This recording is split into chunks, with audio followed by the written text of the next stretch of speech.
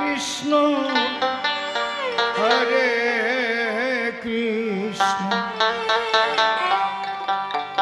কৃষ্ণ কৃষ্ণ হরে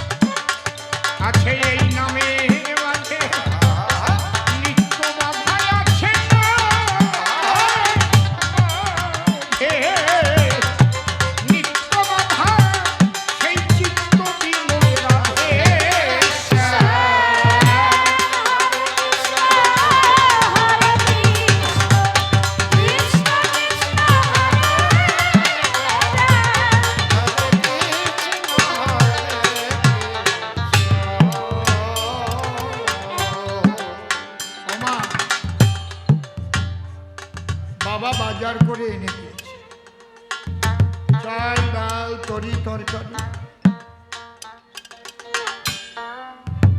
যা কিছু ছিল দরকারি মশলাপাতি সব এনে দিয়েছে। হঠাৎ যদি রান্না করতে গিয়ে মা দেখে তাই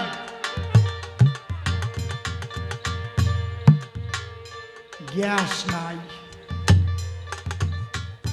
রান্না করতে পারবে? সব আছে,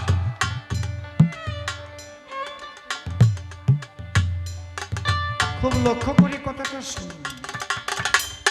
আপনার দেহ আছে, আপনার গুরু আছে, সব আছে, নাম আছে, মালা আছে, তিলক আছে, সব আছে, কিন্তু গ্যাস না থাকলে যেমন রান্না করা যায় না, প্রেম না থাকলে তেমন গোবিন্দ দর্শন হয় না।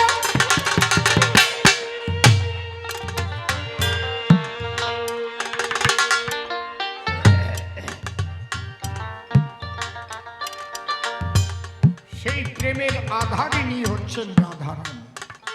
এই জন্য ব্রজভূমে আপনি বৃন্দাবনে গেছেন যারা তারা জানেন, ব্রজবাসীরা কি বলে? রাধে রাধে জয় শ্রী রাধে বলে না? হে রাধারানী, ওই প্রেম আমাদের দেওয়া, যে প্রেমের দেখা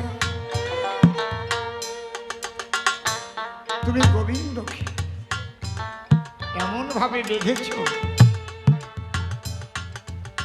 তোমাকেই গোবিন্দ, গোবিন্দতেই তুমি। রাধা অঙ্গ কৃষ্ণ অঙ্গ মিলে হয়েছে শ্রী গৌরাঙ্গ, সঙ্গে নিয়ে শাক্ত পাণ্ড বাজাইয়ে খল মৃদঙ্গ প্রেমানন্দ হরি গুণ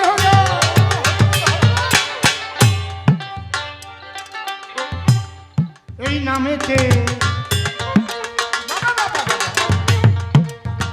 নামেতে প্রেমে ভাষাতে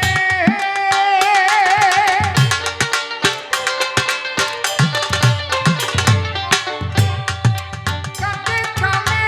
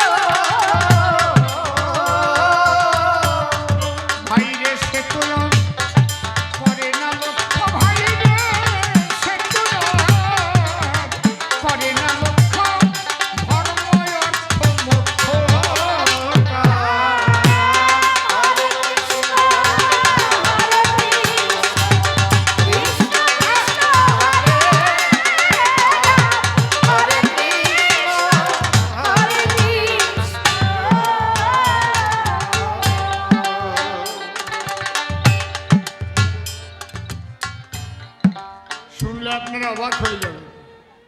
এই হরিবোলা আজ থেকে বহু বছর আগের কথা। তখন নামের মধ্যে এমন ভাবে ডুবে থাকত, আমার বাড়িতে পায়খানা করতে গেছে, গামছা কোনখানা আর নামাবলী কোনখানা সে জানো নাই, নামাবলী পড়ে দেখেছে পায়খানায় চলে গেছে। যখন বেরিয়েছে আমি বললাম, এ বাবা এ কি করবে? কেটে ফেলেছে। বাবা আমি তো নামের মধ্যে বেঁধেছিলাম, আমি তো বুঝি নাই নামা বলি আর গামছা ওটা কি।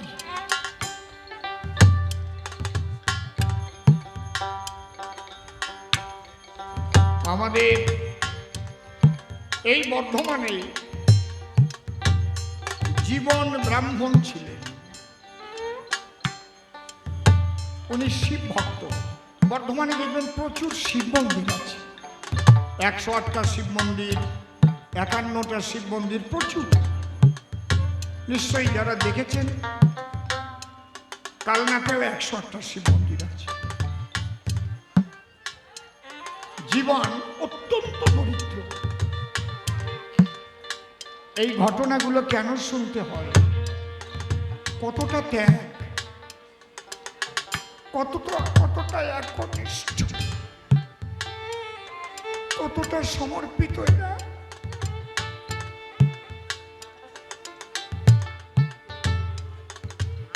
জীবন তার একটি মাত্র কন্যা, যখন বিবাহযোগ্য হলো, কন্যাটি বিবাহ দেবে, কিছু তো খরচা লাগবে, কোথায় পাবে? শিব ঠাকুরের কাছে গিয়ে ধর্ণা দিয়েছে, আমি তোমার ছাড়া কিছু বুঝি না, এখন কিভাবে এই কন্যা দায় থেকে আমি মুক্তি পাবো তুমি বলো? হত্যা দিয়েছি, যাকে অনশন করা বলল। তখন ওই শিব দৈববাণীকে বলছে, শোন, তুই আমাকে বুঝিস, আমার কাছে অর্থ চাইছিস? তুই জানিস না আমি সোনার কাশি ত্যাগ করে হরিনামে মনপ্রাণ এক করে শ্মশানে মশানে বেড়াই ঘুরে। তবে শোন, তোর যখন অর্থের দরকার, আমি একটা বড় লোকের সন্ধান দিচ্ছি। কোথায়? বৃন্দাবনে।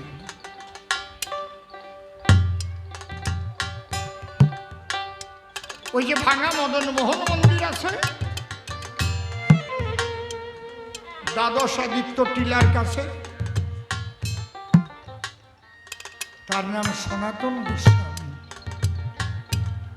তার কাছে যাবি, অনেক সম্পদ পাবি। এই কথা যখন শিব দিল দৈববাণীতে বলে, জীবন তখন বৃন্দাবনের উদ্দেশ্যে চলে।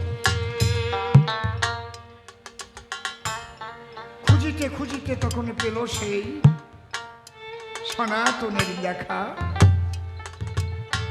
ভক্তি ভরে প্রণাম করে তাকে তখন জিজ্ঞেস করে, তোমাকে তো দেখছি তুমি থাকো এখানে একা একা। বলে হ্যাঁ। বলে শিব ঠাকুর আমাকে পাঠিয়ে দিয়েছে তোমার কাছে। হ্যালো, একটু বাড়িয়ে দাও তো। তোমার কাছে নাকি অনেক সম্পদ আছে। সনাতন হেসে দিয়েছে, আমার কাছে সম্পদ আছে?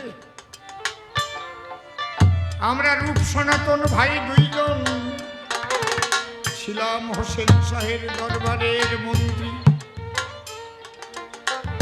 সব কিছু দিয়ে ফেলে ভাসিয়া দুই চোখের জলে বিবাদত্ত কৃষ্ণ বলে হয়েছি ব্রজের পথের যাত্রী। কিচ্ছু নেই যার কাছে, শিব তার কাছে অর্থের জন্য পাঠিয়েছে। বলে দেখো, মিথ্যা কথা বলবো না, শিব কখনো আমার কাছে মিথ্যা কথা বলতে পারে না, বুঝো? যখন এইভাবে বলেছে, সনাতন চমকে উঠেছে, উঠে বলছে, ও তাই তো, আমার তো মনেই ছিল না। আচ্ছা চল আমার সঙ্গে আসো, আমি একখানা পরশমণি পেয়েছিলাম, আমি হস্ত দিয়েও স্পর্শ করিনি। চলো। ওকে নিয়ে যমুনার পাড়ে গিয়ে একটা শুকনো ডাল দিয়ে যে বালির নিচে রেখেছিল, নিজে স্পর্শ করছে, বলছে এই দেখো, নিয়ে যাও, এর মতো অমূল্য সম্পদ পৃথিবীতে আর নাই। যত লোহায় তুমি স্পর্শ করবে তত সোনা পাবে, কত টাকা দরকার।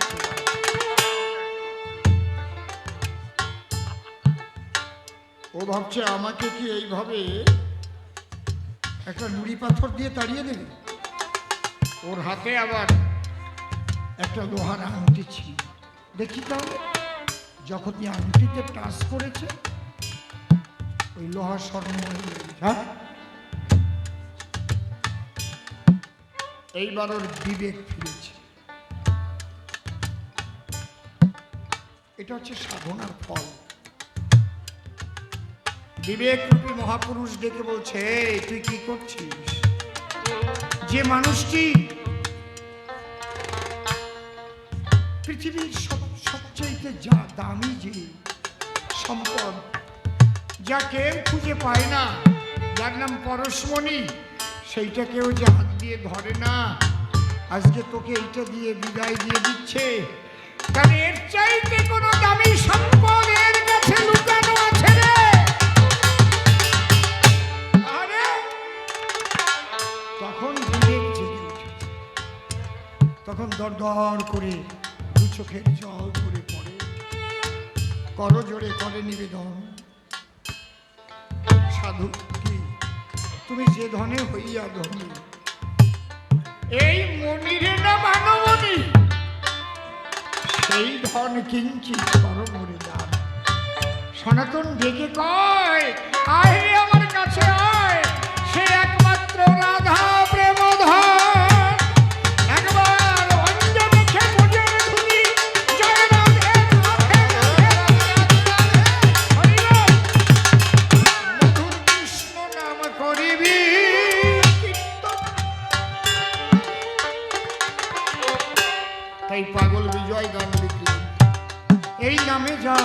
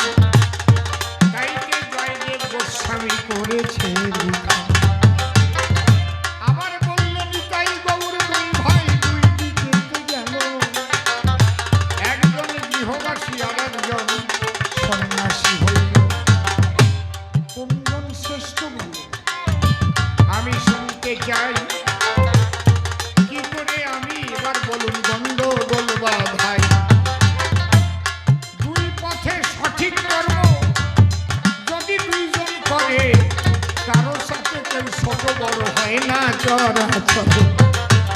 যে পথে যে যাবে তার যে কর্ম, সেই কর্ম ঠিক মতো করতে হবে। নাকি গৃহবাসী হয়ে যদি সঠিক মতো গৃহী হয়, তাহলে সন্ন্যাসী হয়ে যে সঠিক কর্ম করে সেও যা পায়, ওই গৃহ সেই জায়গায় যায়। হরিবল হরিবল। কিন্তু আমি সন্ন্যাসী হলাম, গৃহীর চাইতে আরো বেশি আসক্তি নিয়ে আমি পড়ে থাকলাম, হবে? কায়দা আছে। মূল কথা হচ্ছে ত্যাগের চাইতে শ্রেষ্ঠ জিনিস জগতে কিছু নাই। আর এই ত্যাগ মানে সব ছেড়ে গেলেই ত্যাগ হয়ে যায়। মনের মধ্যে ত্যাগ হোক, মনের মধ্যে বিয়োগ হোক, এটা বাইরের কোনো ব্যবহারই না। ত্যাগের পোশাক পরে অনেকে ভোগের কর্ম করে, প্রকৃত ত্যাগ থাকে না তাহার ভিতর। আবার ভোগের মধ্যে থেকে কেউ মহাত্যাগী হয়, পরের স্বার্থ সব বিলাইয়ে দেয়, নিজের জন্য কিছু করে।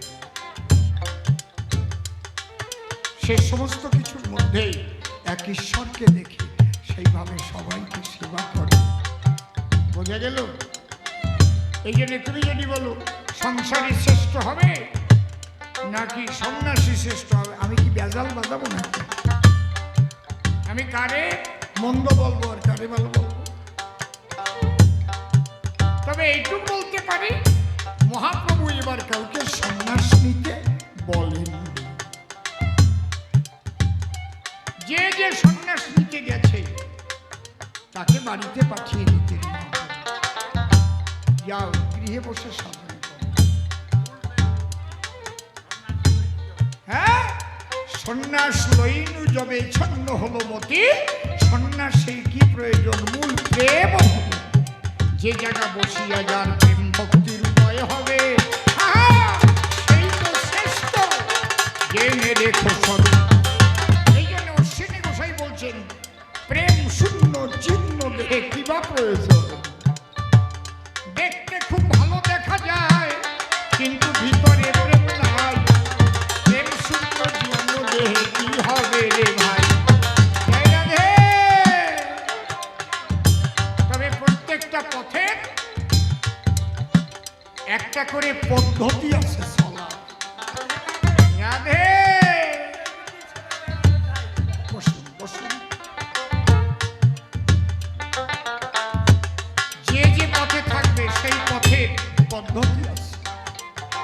এই পদ্ধতিচ্যুত হলে হবে না। যেমন যদি তুমি সংসারে থাকো, লয়ে নিজ নারী ব্রহ্মচারী সত্য রবে, মুখে নাম সদা সত্য কথা কবে। পরশতী পরপতি গো,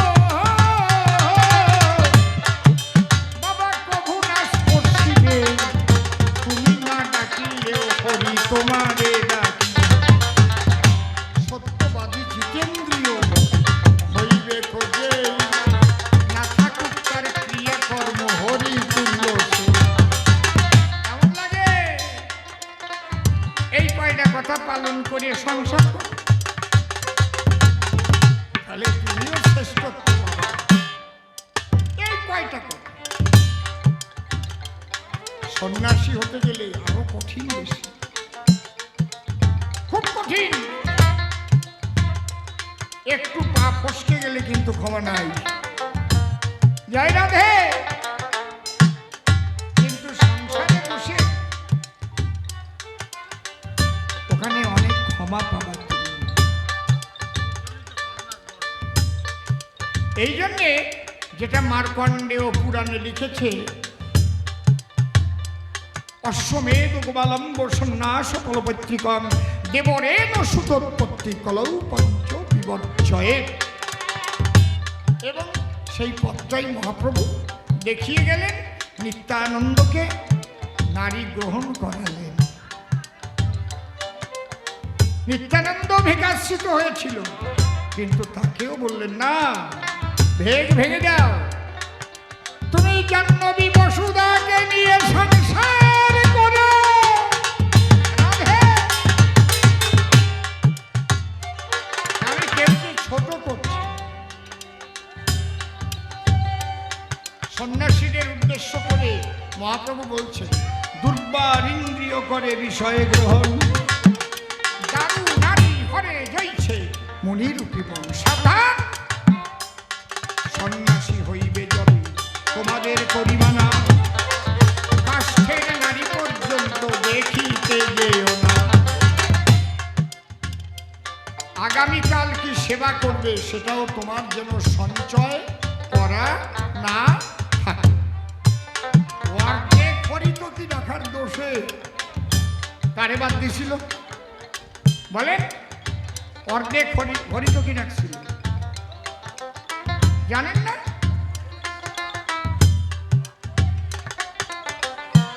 অগ্রদ্বীপের গোবিন্দ ঘোষ, তার কি দোষ?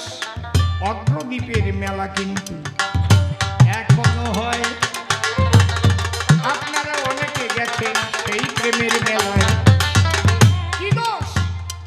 অর্ধেক হরিতকি রাখছিল মহাপ্রভুর জন্য, পরের দিন সেবাই দেবে মুখশুদ্ধিতে, তার কোনো দোষ ছিল? কিন্তু সন্ন্যাস নিতে গিয়েছিল যখন, প্রভু করলেন মানা, পরের দিনের কিছু সঞ্চয় করাই যাবে না। হিসাব করলে কয়জন আসল সন্ন্যাসী পাওয়া যাবে আমি জানি না। আমি এই নিন্দার মধ্যে নাই, আমি সবাই প্রণাম জানাই।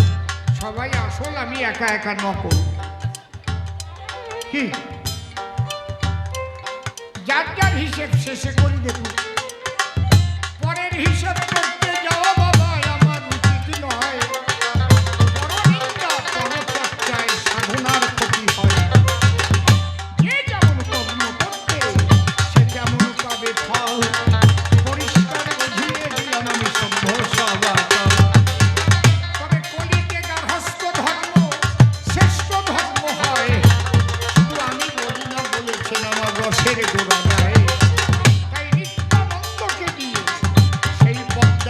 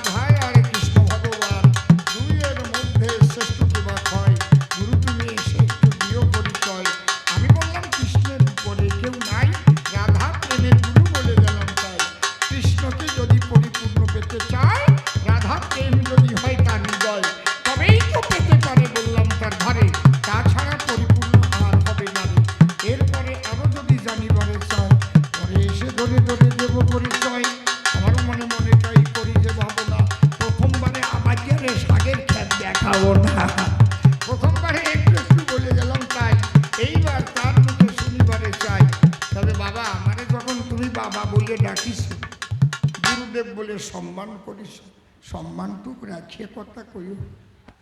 আমি যা বলি সেইটা শুনিয়ে চলল, মারতে যাইয়ে না। ছোট্ট একটা গল্প মনে পড়েছে। ও হ্যালো হ্যালো, কিছু নাই। Hello monitor.